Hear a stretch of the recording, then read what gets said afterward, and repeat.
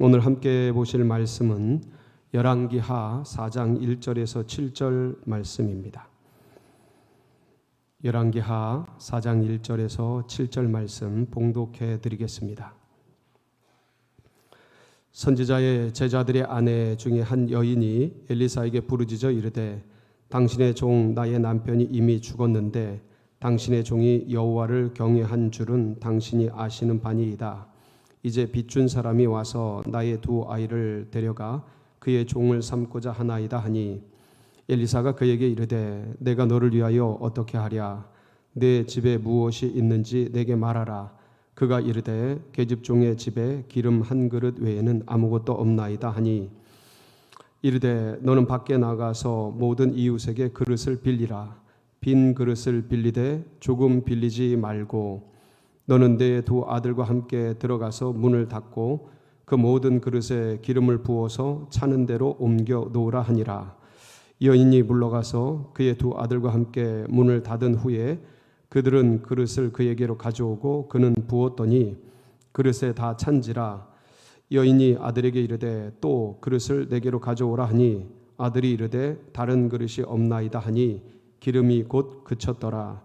그 여인이 하나님의 사람에게 나아가서 말하니 그가 이르되 너는 가서 기름을 팔아 빚을 갚고 남은 것으로 너와 네 두 아들이 생활하라 하였더라. 아멘. 시비스 파쳔 파라벨룸. 이것은 평화를 원한다면 전쟁을 준비하라 라는 라틴어입니다. 4세기 로마의 전략가였던 플라비우스 레나투스가 그의 군사 농고에서 언급을 했던 아주 유명한 문장이 되겠습니다. 이 말을 이렇게도 적용을 할 수가 있습니다. 평화의 날에 전쟁의 때를 준비하라. 이 말뜻은 미리미리 준비해서 대비해서 환란을 피할 수 있는 그런 유비무한에 대한 정신 대비를 얘기하는 말이 됩니다. 그렇습니다. 젊을 때에 뭘 준비하죠? 노후를 준비하고 살아있을 때에 사후를 준비하는 것처럼 지금 이 시대는 무언가를 대비하고 준비해야 되는 그러한 때입니다.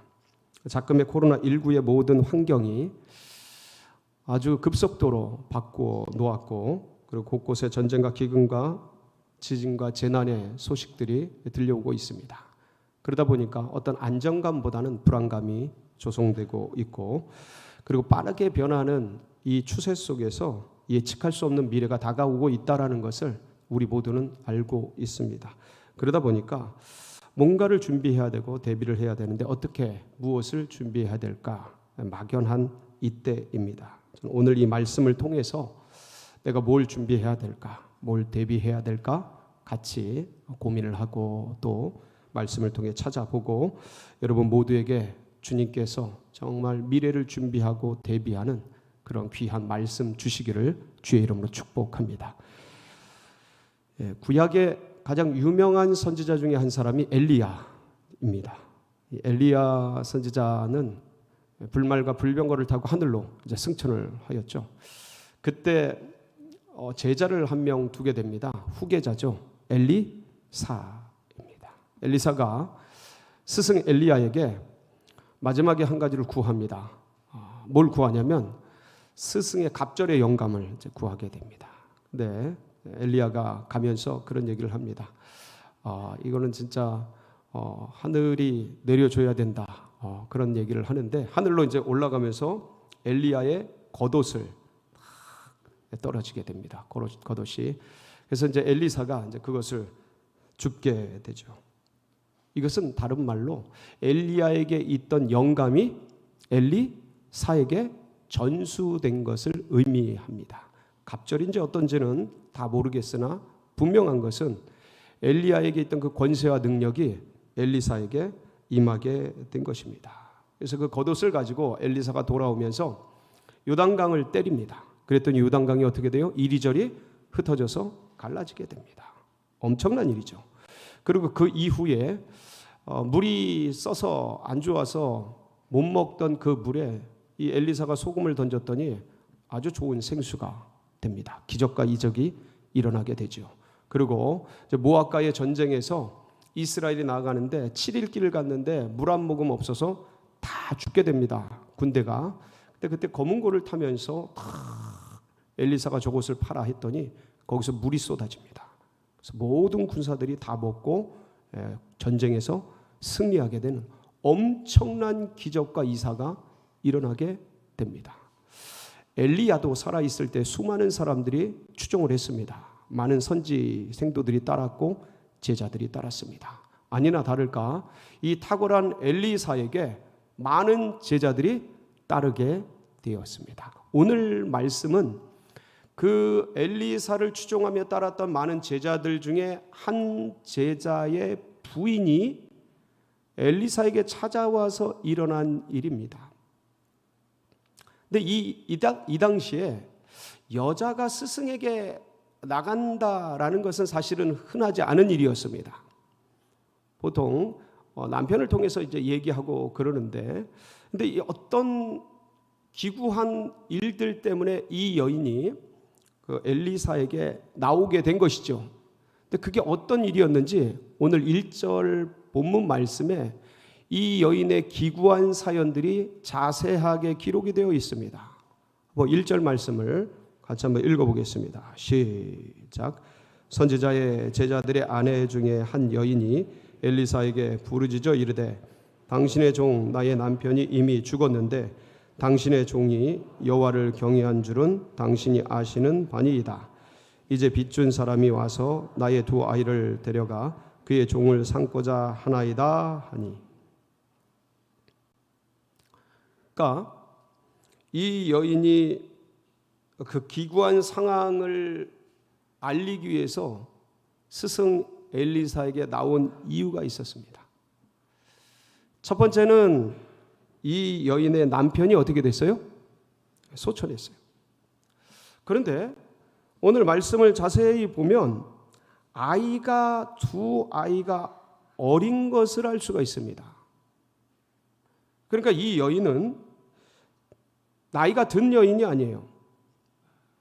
애들 둘을 데리고 있는 젊은 처자입니다. 그러니까 남편이 어느 날 갑자기 소천한 거예요. 자기 곁을 떠난 겁니다. 그러니까 엘리사의 제자였던 이 남편은 오늘 말씀을 보면 여호와를 경외한 사람이었습니다.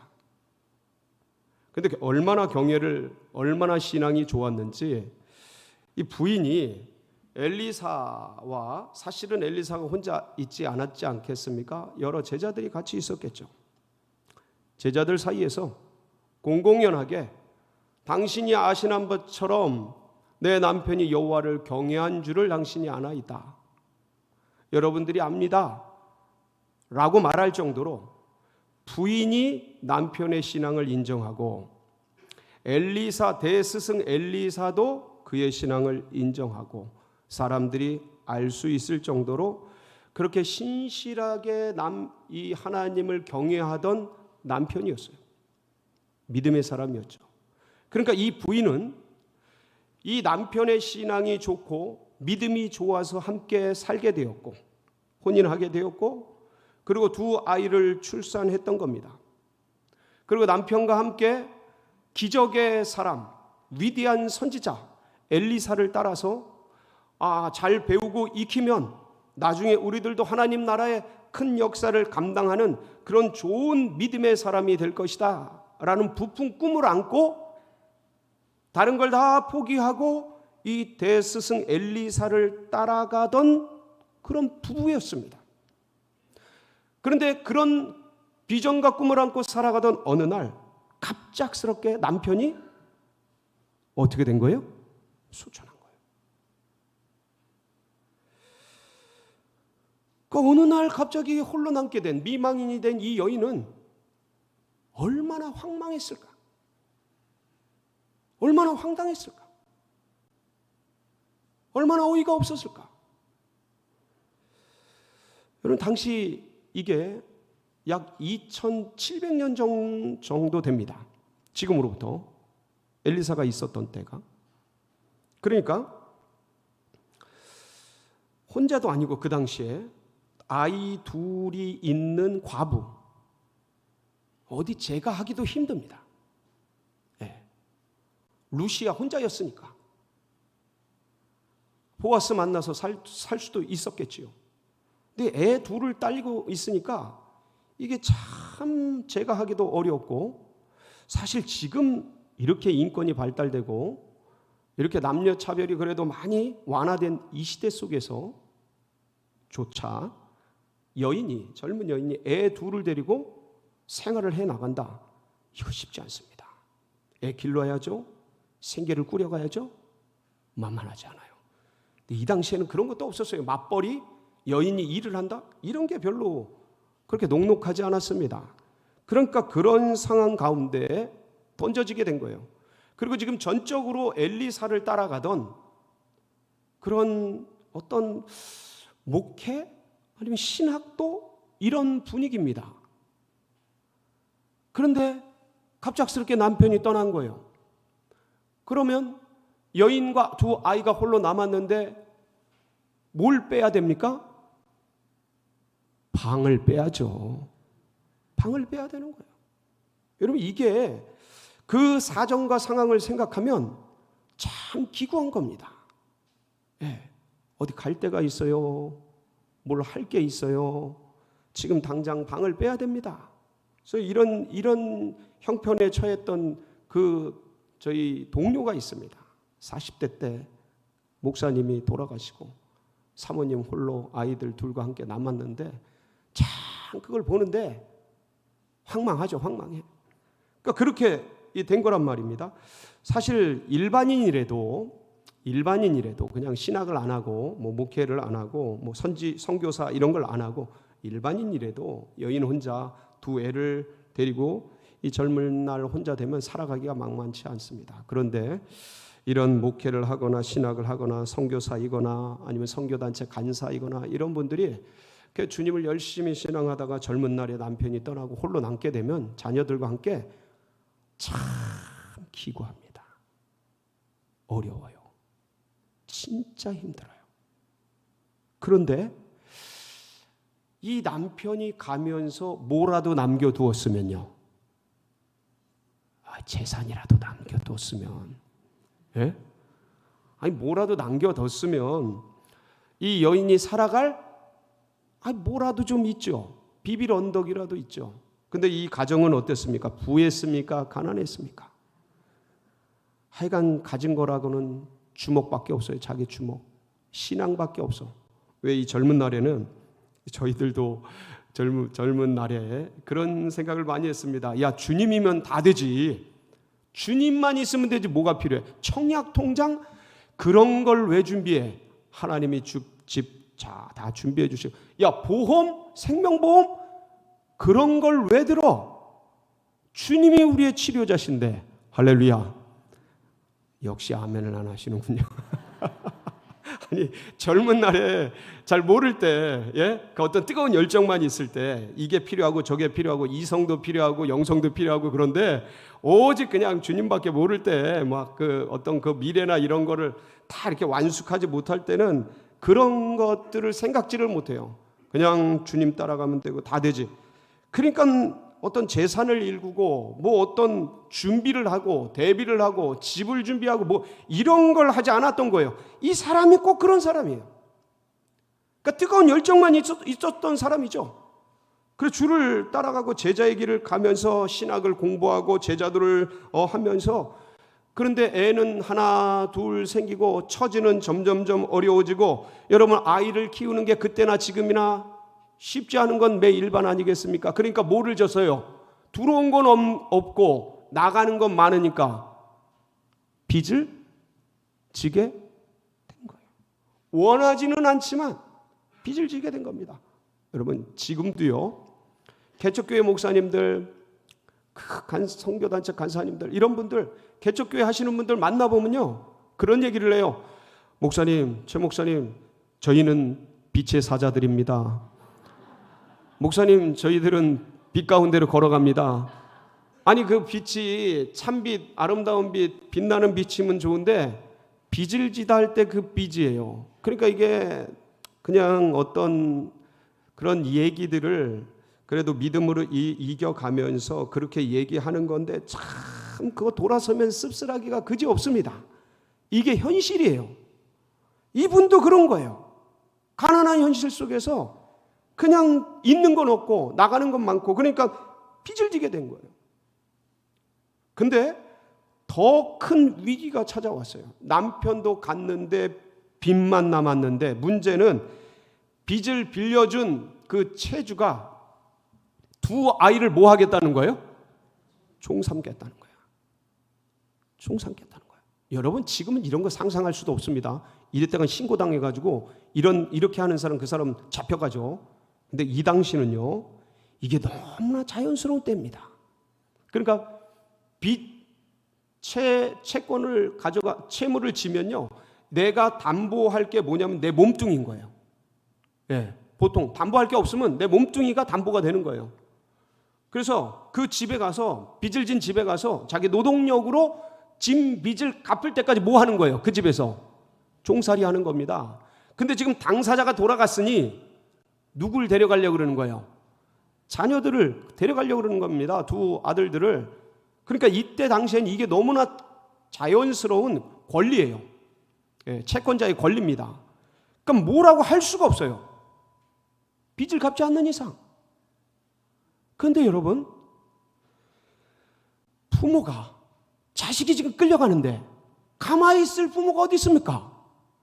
차라리 엄마가 특히 내 팔을 자르고 다리를 잘라서 갚을지언정 어떻게 내 아들, 딸들이 끌려가는 걸 보고 있을 부모가 어디 있습니까? 그걸 가만히 둘 엄마가 어디 있어요? 그러니까 이 부인이 이 답답한 와중에 자기 아들들을 이제 종으로 끌고 가겠다는 그러한 엄포 속에 그 마음을 가지고 누굴 찾아 나온 거예요? 엘리사 선지자를 찾아 나온 겁니다. 이게 이 여인의 가장 큰 강점이고 지혜인 거예요. 위기 속에, 인생의 위기 속에, 인생의 고단함 속에, 예기치 않은 문제 속에 던져졌을 때 자신을 찾아온 불행과 어려움 속에서 누굴 찾아 나간 거예요? 엘리사를 찾아 나간 거예요. 하나님의 사람을 찾아 나간 겁니다. 하나님을 찾아 나간 거죠. 교회를 찾아온 거죠. 그리고 거기서 뭐라 그래요? 엘리사에게 부르짖어 이르되, 부르짖은 거예요. 간구한 거예요. 고백한 거예요. 그러니까 이 여인이 이 부르짖고 고백하고 간구한 게 이 여인을 살린 겁니다. 여러분, 혹시 어떤 위기에 처하거나 예기치 않은 갑작스러운 어려움이 내 인생 가운데 찾아왔다. 여러분, 주님을 찾기 바랍니다. 예, 교회에 찾아오세요. 간구하세요. 부르짖으세요. 주님 도와주세요. 살려주세요. 구해주세요. 주님께 고백하면 주님이 역사하십니다. 근데 우리 믿음의 백성들이 서로 아는 거지만 삶을 살아가다 갑자기 큰일을 꽝 닥치면요, 기도가 나옵니까? 어떻습니까? 큰일에 꽝 부딪히면 주님을 찾게 됩니까? 어떻습니까? 이게 결코 만만하지 않습니다. 보통 지금 이 여인이 당한 이런 일들을 당하면 어떤 생각이 나냐면, 아니 내 남편이, 아니 우리가 그렇게 진심으로 주님을 섬겼는데, 여호와를 경외하면서 지금까지 달려왔는데, 자기 젊음을 인생을 다 드리고 달려왔는데 이게 뭔가? 아니 남은 게 빚뿐인가? 아니 어떻게 이럴 수가 있는가? 믿어봤자 다 소용 없네. 아니 하나님이 있다면, 하나님이 계시다면 어떻게 이럴 수가? 어떻게 우리에게, 어떻게 우리 집에 이럴 수가 있단 말인가? 원망과 불평과 낙심과 낙담에 빠져서, 아니 그래도 하나님 붙들고 온 믿음의 가정인데 아니 어떻게 이런 일이 생긴단 말인가? 어디 부끄러워서 밖에 고개를 두고 다닐 수가 있는가? 나 부끄러워서, 동네 사람들 보기에 창피하고 부끄러워서 이거 어디다 말할 수도 없고, 아니 하나님 살아계시다, 이게 너무한 거 아닌가? 이런 낙심이 찾아옵니다.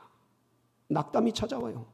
그래서 거기에 푹 빠져버리면 아무 생각이 안 나요. 염려, 근심, 걱정만 꼬리에 꼬리를 물고, 나중에는 우울증에 빠지고요, 공황장애에 빠지고, 어려움 속에 빠지고, 괴로움 속에 빠져서 하늘을 원망하고, 하나님 원망하고, 남편을 원망하고, 자신의 인생, 기구한 인생을 원망하고, 그 속에 빠져버린다니까요. 갈수록 더 깊어진다니까요. 그런데 이 여인은 그럴 수 있는 상황과 환경이었음에도 불구하고 그런 걸 뒤로 하고 선지자 엘리사에게 나와서 부르짖어 자신의 삶의 전부를 그대로 다 고백하고 자신의 처지를 알리고 정직하게 난 겁니다. 여러분, 어떤 힘든 일 찾아왔을 때 여러분, 이 여인처럼 주님께 나가서 구하시기 바랍니다. 그럼 어떤 일이 일어납니까? 하나님이 반드시 도와주십니다. 하나님이 반드시 길을 여십니다. 사방에 우겨쌈을 당한 것 같아도 하늘은 열려 있습니다. 오늘 2절 뭐라고 말씀하셔요? 엘리사께서 한번 보실까요? 2절 시작. 엘리사가 그에게 이르되 내가 너를 위하여 어떻게 하랴? 네 집에 무엇이 있는지 내게 말하라. 그가 이르되 계집종의 집에 기름 한 그릇 외에는 아무것도 없나이다 하니 3절 이르되 너는 밖에 나가서 모든 이웃에게 그릇을 빌리라. 빈 그릇을 빌리되 조금 빌리지 말고. 길을 열어주셔요. 주님께 구하면 막막하고 캄캄하고 이 여인은 갈 데가 없어요. 지금 당장 잡혀가요. 긴급한 거, 긴박한 거죠. 근데 주님께 나가면 주님이 길을 열어주시는데 엘리사가 묻습니다. 네 집에 뭐가 있느냐? 예, 기름 한 병 한 그릇 남아 있습니다. 그래. 동네에 가서 모든 집에 있는 그릇들을 다 뭐 해라? 빌려라. 조금 빌리지 말아라. 이건 뭐예요? 많이 빌려라. 많이 준비해라. 그릇을 많이 준비해라. 그리고 집에 들어가서 그 그릇에다 그 기름을 부어라. 얘기합니다. 해결책을 주셔요. 막막해도 어두워도 캄캄해도 주님께 나가면요, 주님이 지혜를 주셔요. 피할 길을 열어주십니다. 주님이 새로운 탈출구를, 솔루션을 열어주셔요. 이건요, 믿음의 백성들의 공통된 고백입니다. 아무것도 염려하지 말고 모든 일에 기도와 간구로 너희 구할 것을 감사함으로 하나님께 아뢰라. 그런 모든 지각에 뛰어나신 하나님의 평강이 너희 마음과 생각을 아멘, 할렐루야. 지켜주시면서 지혜를 주시고 능력을 주십니다. 기가 막혀요. 그래서 이제 이 여인이 사실은 무슨 영문인지 몰랐습니다. 왜 그릇을 준비하라 그러는 건지, 그리고 이 그릇 갖고 뭐 하려고 그러는지, 자기 집이 넓지 않기 때문에 뭐 그릇을 많이 빌렸겠습니까? 사실은 엘리사는 오늘 말씀을 보면요, 모든 이웃에게, 3절 다시 한번 보실까요? 3절에 보면 이게 그냥 하는 말이 아닙니다. 엘리사가 이르되 너는 밖에 나가서 누구에게요? 모든 이웃에게 그릇을 빌려라. 조금 빌리지 말고 많이 빌려라. 이건 뭐냐면 그릇을 많이 준비해라. 근데 이 여인이 이게 엘리사의 말을 다 알아듣겠냐고요. 그러니까 뭐 벼룩이도 낯짝이 있고, 그러니까 동네 사람들에게 그릇을 빌리는 것도 한두 개지 그냥 가서 빌렸겠지만 그렇게 많이 빌렸겠습니까? 그냥 조금 빌렸겠죠. 그리고 가지고 들어와서 어쨌든 하라니까 문을 닫고 아들들에게 그릇을 가져오게 하고 본인은 기름 한 병 있는 거 그 그릇에 따르기 시작했습니다. 이거 조금밖에 없었겠죠. 뭐 따르면 한 그릇 나오고 말겠지 하고 부었는데 기름이 멈추지 않고 계속 나오는 거예요. 한 그릇, 두 그릇, 세 그릇. 이게 웬일입니까? 끊이지 않는 기름이 계속 나오는 거예요. 이게 기적이죠. 하나님의 도우심이죠. 하나님의 역사죠. 그러니까 우리가 생각할 수 없는, 인간이 생각할 수 없는, 하나님의 생각은 인간의 생각보다 높아서 정말 말할 수 없는 신비한, 이게 바로 신의 한 수인 거죠. 그거를 열어주신 거예요. 놀라운 거죠. 너무 놀라운 거. 우와, 어떻게 이런 일이, 우와. 신묘막측한 기적과 이적의 현장에서 너무 놀라운 거예요. 붓고 있는데 붓다 보니까 이제 그릇이 다 됐어요. 그릇이 다 되니까 기름이 그치게 됩니다. 그래서 이 여인은 이 기름을 어떻게 해야 되나 하고 이제 엘리사에게 가서 말을 했더니 엘리사가 그거 팔아가지고 빚을 갚고 도와와 함께 생활을 해라 하고 해서 정말 놀랍게 문제를 해결하고 탈출하게 되는 기적의 역사가 일어나게 되었습니다. 그런데 오늘 우리가 집중해서 봐야 되는 말씀은 오늘 6절이에요. 오늘 말씀 6절 한번 보시겠습니다. 시작. 그릇에 다 찬지라 여인이 아들에게 이르되 또 그릇을 내게로 가져오라 하니 아들이 이르되 다른 그릇이 없나이다 하니 기름이 곧 그쳤더라. 그러니까 이 여인이요 아들에게 그릇을 더 가져오라 합니다. 또 가져오라 합니다. 근데 그릇이 있어요 없어요? 가져올 그릇이 없는 거예요. 그릇이 거기서 끝난 거예요. 그러니까 기름도 그쳐지는 거예요. 기름도 끝나는 거예요. 근데 여인이 그릇을 또 가져와라. 이것은 다른 말로 그릇을 더 가져와라. 아니 왜 이것밖에 없느냐? 그릇 더 내와라. 그런데 자신이 아들들과 함께 준비한 것은 그것밖에 없었어요. 그릇만 더 있었으면 기름을 더 많이 부었을 텐데 그러면 더 많은 재정과 더 많은 물질을 확보할 수 있었을 텐데 엘리사 선지자가 그때 동네의 모든 그릇을 다 빌려라 라고 얘기했을 때 그 말을 그대로 듣고 따랐을 걸. 내가 이해가 안 된다고, 내가 다 수용이 안 된다고 그냥 내 딴에 할 수 있는 그것만큼만 했더니 요것밖에 안 되는구나. 지금 이 여인은요 또 가져와라, 더 가져와라, 왜 이것밖에 없느냐 라고 말하는 건 그거 그릇 누가 준비한 겁니까? 자기가 준비한 거 아닙니까? 내가 왜 그것밖에 준비를 못했나? 내가 왜 그것밖에 준비를, 그때 더 많이 준비할 걸, 그때 더 큰 걸 준비할 걸, 그때 그릇을 더 깨끗하게 더 좋은 것들로 많이 준비해 둘 걸. 그 가슴속에 지금 아쉬움과 미련과 후회가 있는 거예요. 여러분, 이 여인이 준비한 걸 가지고 빚을 갚고 두 자녀가 생활을 하게 됩니다. 그런데 이 여인이 더 가져오라, 왜 그릇이 그것밖에 없느냐 라고 말하는 그 밑바닥에는 어떤 이유들이 있었겠습니까? 아니 이렇게 어렵게 사는 사람이 이 여인뿐이었겠습니까? 자기와 함께 이 고난의 길, 어려운 길, 십자가의 길을 걷는 그 동병상련의 아픔을 가진 사람들이 옆에, 주위에, 이웃에 있었겠습니까? 없었겠습니까? 나만 고통스러운가요? 그렇지 않아요. 나만 힘든가요? 그렇지 않아요. 눈을 떠서 들어보십시오. 옆에 나보다 더한 사람이 있습니다. 옆에 나보다 더 힘든 사람이 있어요.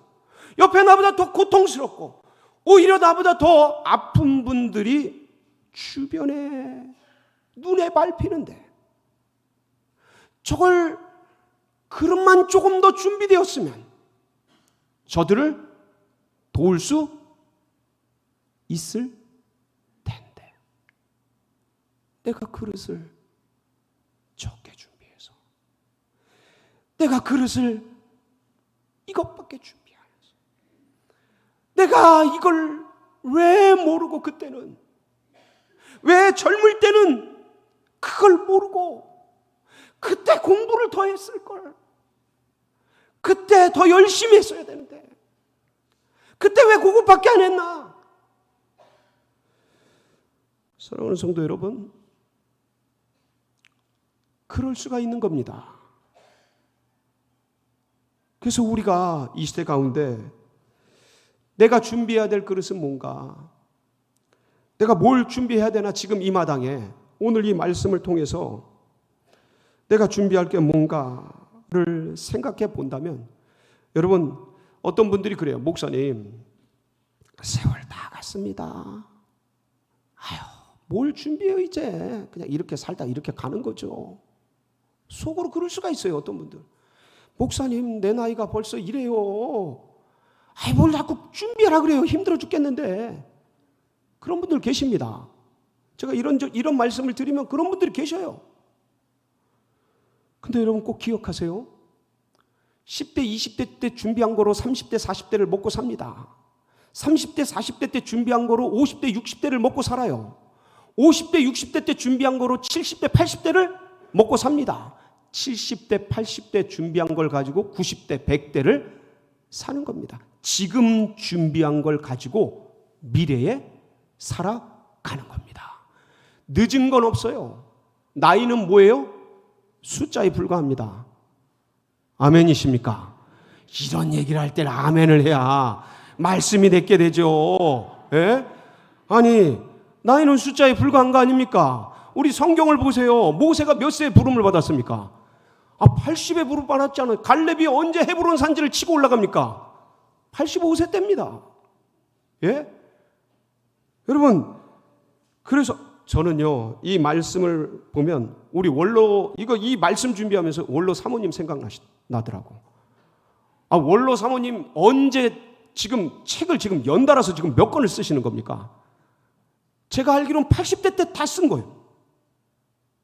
오메. 지금 그러니까 준비를 해놓으면 다 주님이 쓰시는 거예요. 지금 준비하자. 뭘 준비하냐? 예, 젊은 분들은요.